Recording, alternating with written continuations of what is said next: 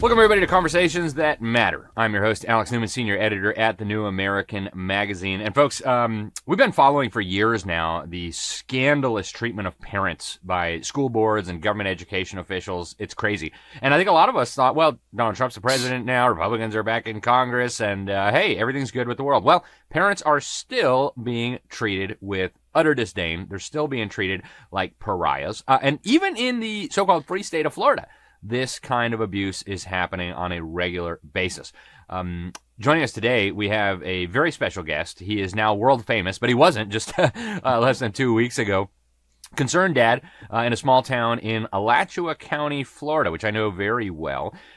He's a local businessman, and he went to go speak out at a local school board. Long story short, the chair of the school board, a lady named Sarah Rockwell, I believe was her name, said, good, one less MAGA, when she heard about the death of Hulk Hogan, who, of course, was a prominent Christian conservative, a good friend of Donald Trump. And our guest, Jeremy Clepper, went to speak out at the school board and ask some questions and make his thoughts known. And he was treated, of course, like a criminal. Jeremy, welcome to the program. Thank you very much for joining us today. Yes, sir. Thank you for having me.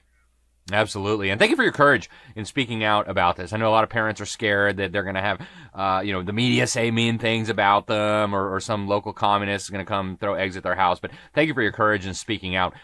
Jeremy, we have the clip of you confronting the school board and then the aftermath. So I want to play that real quick to set the foundation here for our conversation. And let's go ahead and roll that, and we'll be right back. Hello, I'm Jeremy. And I didn't actually expect to come and give a compliment, but it was very nice to hear Ms. Plavick's speech at the beginning about Rockwell. She definitely needs to step down if she has a shred of integrity in her body. I also didn't expect to talk about the other ones, but McNeely likes to post things suggesting that if you didn't care for Obama or Kamala, that you are a racist or a sexist. I thought here in Alachua County, we were proud of strong, independent, diverse women. And all I heard was certain attacking Plavick for having a diverse opinion on this board of what I would call an echo chamber. People here stating that Plavick was placed by DeSantis. Here, I believe it, because this is an echo chamber that needed to be broke up with a fresh set of eyes. And I welcome Judge to come, and I hope most of the city gets arrested. Rockwell is clearly a progressive that is pushing LGBT ideology on our schools. And I'm glad that Vu brought up one of your proud LGBTQ members, Joel Searby, which went to prison, I believe, right? Again, you don't speak for Newberry citizens. We want to see him castrated and hung in the town square. So don't you talk about what us parents want, okay? You do not know what we want. Rockwell, you cheered for the death of MAGA. You don't have to be a member of MAGA. I'm not a member of MAGA. I have loved ones and friends that are. Please don't interrupt him. Yeah, don't.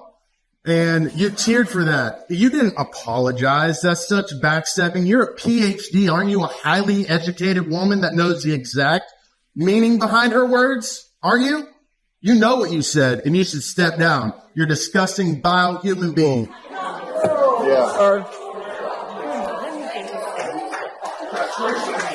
Attorney Delaney. Excuse me. I need to stay to listen to everything else. The deputy, can I get you? Get up there and talk. Yeah. Oh, yeah, get him up out here. Wait just a second, Casey. I'm going to ask him to move up. Yeah. Sir, I'm going to ask you to be removed from the auditorium. This is the public space, right?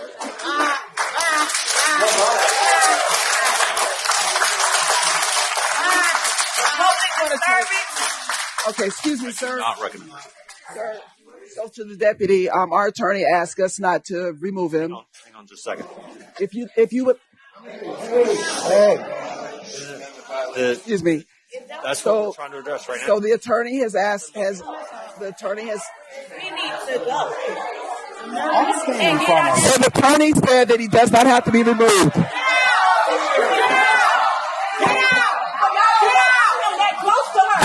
I'm going to ask you all to please be quiet. All board members, officers. So put it out. All board members. I recommend that we take a recess. Get out. I'm going to take a 5-minute recess. No, we're not going to stop. Get out. This is our meeting. Get out. Get out. Get out. Get out. Get out. Get out. Get out of our meeting. This is a school board meeting. These are racist and you're accepting this foolishness. These are white supremacists and put his ass out. This is, stop. No. Don't touch me. Don't touch me. Shut the hell up and leave me alone. Leave her alone. Get the hell out of here. Get out. Get out. Go and tell him to go and get out. Why don't you mind your damn business and leave me alone? Mind your some business. No. Put him out. Well, Jeremy, that was absolutely incredible. Let's start with first things first. Why did you feel the need to go and express your opinion at this school board meeting? It gets to me sometimes when people are getting messed with. It was insane that someone in the school board, let alone the head of the school board, would cheer for the death of half of her constituents, for half of this country. You got to stick up for people that can't stick up for themselves at times or be the voice that they don't have. I've never spoke out at one of these before. Like I said, I'm just starting out with a young family, so I'm just getting into this school board thing.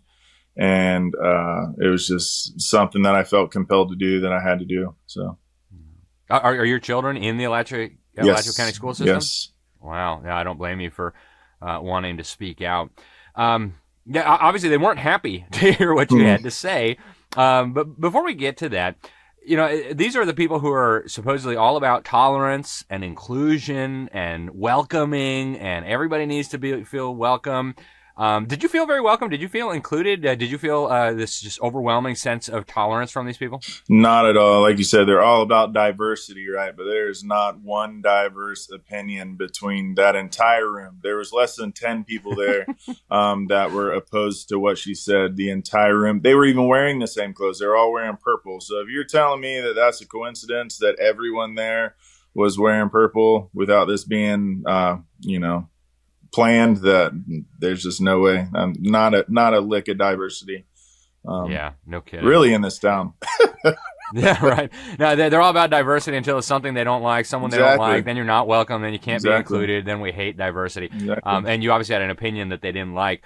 There's been a significant fallout now. The state has gotten involved. There are suggestions that there might even be some federal repercussions. So I want to get to that. But the law enforcement response was really interesting. One of the school board members, the folks just saw the video, called on the sheriff's deputies to escort you out of there. And I will say for the people, Alachua County is notoriously liberal. It's one of the most liberal counties, if not the most liberal counties in our state. We often refer to it as the People's Republic of Alachua County because it's got the University of Florida there.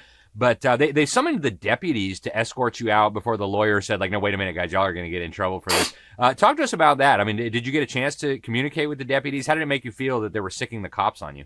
Not surprised at all. The cops here are also notorious for violating rights. But not surprised at all. It is crazy that they had supervisors there, and one of the supervisors, you saw the 3 stripes on his arm, came right up and they said, "No, you got to go." And you hear me say, "Stand up." And I say, "Isn't this a public space?" And they said, "They have the right. They have the right to ask you to leave." And I told them, "All right, well, I don't want to go to jail, so I guess we're leaving." And they said, "All right," and escorted me out. And on the way out, the lawyer said, "No, y'all can't do this." But a little too late. A little too late. You can't unviolate someone's rights. So. I'm sure their lawyer was freaking out about the possible legal bills involved in trampling all over. Oh, definitely. Because when he stopped us, rights. I pointed at his desk and I said, "How many First Amendment lawsuits do you want on your desk in the morning?" And I said, "I feel bad for you. This woman's making your life hell." So, because Rockwell was sitting right next to him at the time. So he definitely didn't look happy. No, I guess they can comfort themselves by knowing that the taxpayers will just have to pay the bills. I think that's one of the reasons why they're so willing to do this. Qualified immunity. Nothing comes back to them. It's all our money paying for all this, and it's disgusting. If they could lose their qualified immunity, that'd be amazing.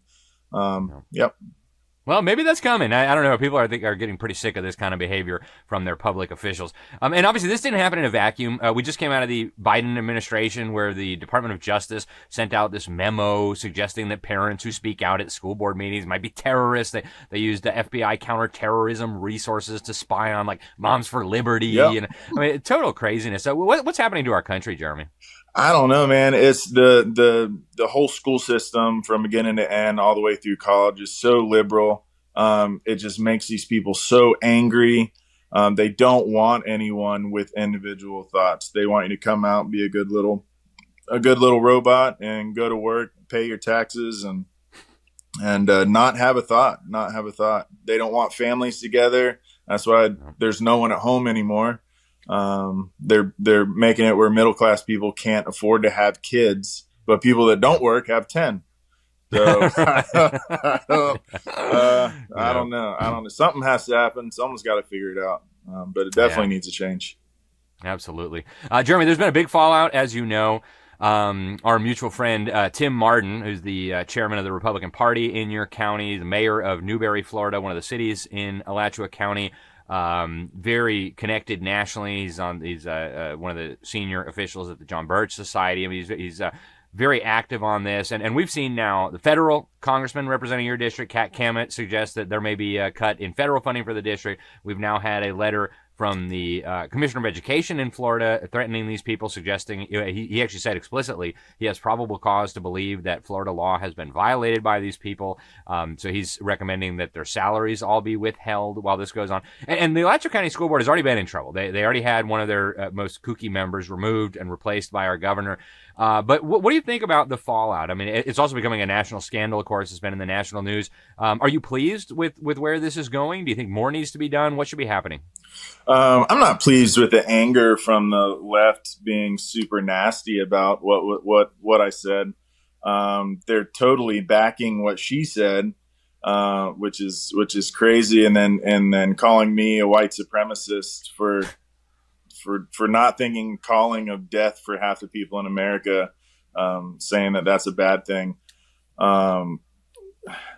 As far as the rest of it, I'm glad that I'm sad that there's so many people behind the scenes, because they were drove to be behind the scenes of this, but so many people were ready to go with this fight. And I had no idea until I spoke out and people reached out to me. So many people,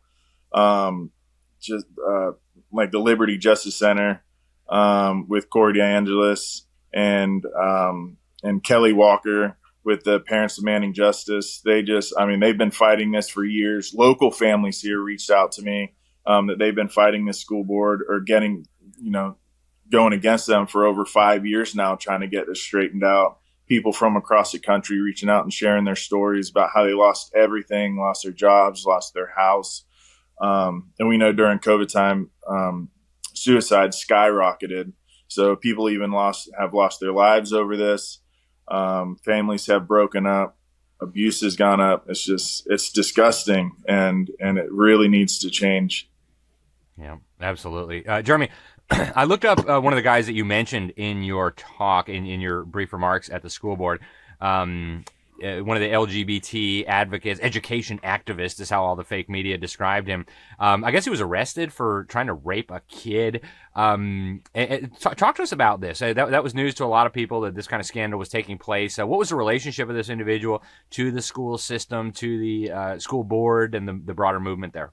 So I don't know everything about him, but I do know he was like one of the leading people in trying to convert the Newberry schools to charter schools. And he wasn't openly LGBT, but clearly when you're trying to rape a young boy, you're a member of LGBTQ, whether, even though you're not out. So 1 + 1 = 2. So yeah, I wasn't planning on speaking of that. But everyone on that board was attacking Miss Plavick for speaking out against what Rockwell had said. She's the one who DeSantis put on the board, for the folks out there who aren't familiar. That was the school board member that DeSantis put there to replace one of the kookiest members. Yes, and thank goodness she is there. She's a strong woman, to say the least. And they all turned on her and attacked her on that board. And Of course they did. Thomas Vu, who is on the school board, brought up for whatever reason that Newberry was protecting Joel Searby, and I just said, this is where I live. I'm one of these families, and we are not protecting this guy. So I brought him up, and man, they have, because no one has associated him with Joel Searby with the LGBTQ community until I did, standing up there and made it clear that he is one of them, and they have lost their minds on me. Why did I have to bring that up? No, he's not. This and that. He went to go rape a boy. So, yep, you are. You're going to own him. And yeah. Unbelievable, the stuff that's going on right in our backyard, folks. And again, this is the free state of Florida we're talking about here. This isn't New York, Illinois, California. Nope. This is Florida where this is happening. Jeremy, we're almost out of time. What do you think would be the ideal solution here? I know you were calling on Sarah Rockwell to resign. A lot of people are pressuring her to resign, but she has refused. As of this interview, she has consistently refused to do that. She gave a half-hearted apology and, whatever. Where do you think this ought to go from here? She definitely needs to resign. If she puts up the fight and gets fired, that would be great too. It's just a huge waste of taxpayers' money. But that'll be permanently on her record, which this isn't going away anyways. Also, Tina Certain, that was the sitting chairwoman for this meeting, violating my rights, calling to violate my rights for speaking out. She doesn't have any place to be there either. She should have stuck up and told the rest of the crowd to sit down and be quiet. But she didn't do that. She knows these people by name. She was calling several of them by name, like Casey Willits, who is one of the Gainesville City Commissioners. You could see him in the purple shirt handing the microphone to Faye Williams, which is the woman that was calling me white supremacist, and he's white. Get him out, kick him out, get him out of our meeting. I didn't know that. I didn't know this was their meeting. I thought this was the county's meeting, and for people to go there and support and express concerns. But I was wrong. This is their meeting, and we have no place to be there if you're not on the left. You just get to pay for it. That's all. You just get to pay the bills. Just need to pay for it, and my tax bill is disgusting. So, Alachua County, we all know it. Jeremy, we're almost out of time, but what's your message to parents who are fighting similar battles, who are facing similar situations in their local communities with rogue school boards, rogue education leaders, brainwashing their kids, saying outrageous things, hating on people who don't think like they do? What's your message?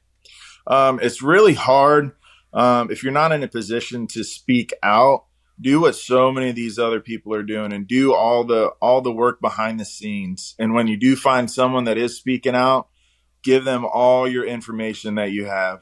So many people have been just flooding me with information, getting me in contact with the right people. And like I said, we talked about them before, and they've been fighting this fight for a long time, and there are people behind you. If you do speak out, if you are able to speak out, do it proud, stand strong, and you're going to have people behind you. And it's great. We need more people to talk. I wish everyone would speak out. And yeah. Amen. I couldn't agree with you more. People, we need to start speaking out about these terrible abuses. The more we remain silent, the more we consent to this madness, and it's simply unacceptable. Jeremy Clepper, thank you very much for joining us. Thanks again for your courage in speaking out. Please keep us updated as this scandal progresses. We'd love to get you back. And thank you once again, sir, for joining us today. Yes, sir. Thank you. Have a good one. Absolutely. You too. All right, folks, that's all we have time for today. I want to thank you for tuning in. This is Conversations That Matter. Get over to thenewamerican.com. Make sure you subscribe to the print magazine. Make sure you are getting the daily headlines. Make sure you're getting involved. I'm Alex Newman, Senior Editor at The New American. Till next time, thanks for watching. Thanks for listening. God bless you all. The deep state is working overtime to undermine our national sovereignty, undermine our families, undermine our churches, and ultimately enslave humanity. I know that sounds exaggerated, but it is absolutely true, and we have the receipts. Join us every week on our program Behind the Deep State. You can find it at thenewamerican.com. We hope you will tune in, folks, because the best way to fight back against this evil agenda is to be well-informed and to know what's going on. I'm Alex Newman. Check us out at thenewamerican.com.